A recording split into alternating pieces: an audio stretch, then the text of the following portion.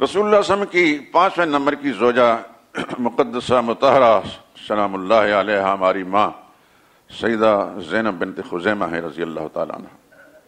یہ حضور صلی اللہ علیہ وسلم کی واحد زوجہ ہیں جو بہت کم وقت کے اندر رسول اللہ صلی اللہ علیہ وسلم کی زوجیت میں رہیں. بعض تاریخ سیرت نگاروں نے لکھا ہے کہ 3 مہینے رہیں، بعض نے کہا کہ 8 مہینے تک رہیں، یعنی پورا سال کسی نے ذکر نہیں کیا. وفات پا گئیں. خدا کی کروڑ رحمتیں نازل ہوں ان پر. ان کے سابقہ شوہروں کے بارے میں مختلف باتیں لکھی گئی ہیں، ان تفصیل میں جان نہیں چاہتا. رسول اللہ صلی اللہ علیہ وسلم کے جلیل قدر صحابی تھے عبداللہ بن جحش.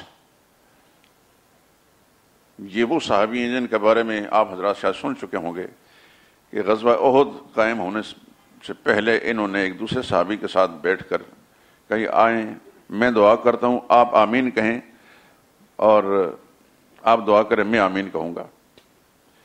ان صحابی نے جو دعا کی اس کا تذکرہ میں نہیں کرنا چاہتا، وہ بھی بڑا اعلیٰ قسم جذبہ تھا ان کا تھا، لیکن انہوں نے جو دعا کی کہ جب میرا دشمن کے ساتھ سامنا ہو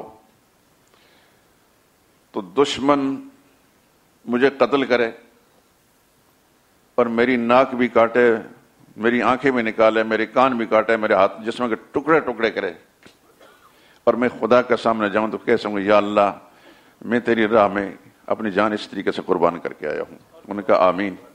اور اسی طریقے سے ان کی شہادت واقع ہوئی. جو حضور صلی اللہ علیہ وسلم کے جو جلیل قدر صحابی تھے تو ان کی بیوہ حضرت زینب بنت خزیمہ جب رہ گئیں تو صدمہ تو تھا ہی، تو ان کو تسلی دینے کے لیے، ان کے حوصلہ بڑھانے کے لیے محمد مصطفیٰ صلی اللہ علیہ وسلم پھر ان کو اپنی زوجیت میں لے لیا. اور یہ بات تو خیر آپ پہلے ہی سن چکے ہیں کہ حضور صلی اللہ علیہ وسلم کی زوجیت میں آنے والی جتنی بھی امہات المومنین ہیں ساری کی ساری اللہ کے انتخاب کے ساتھ آئیں.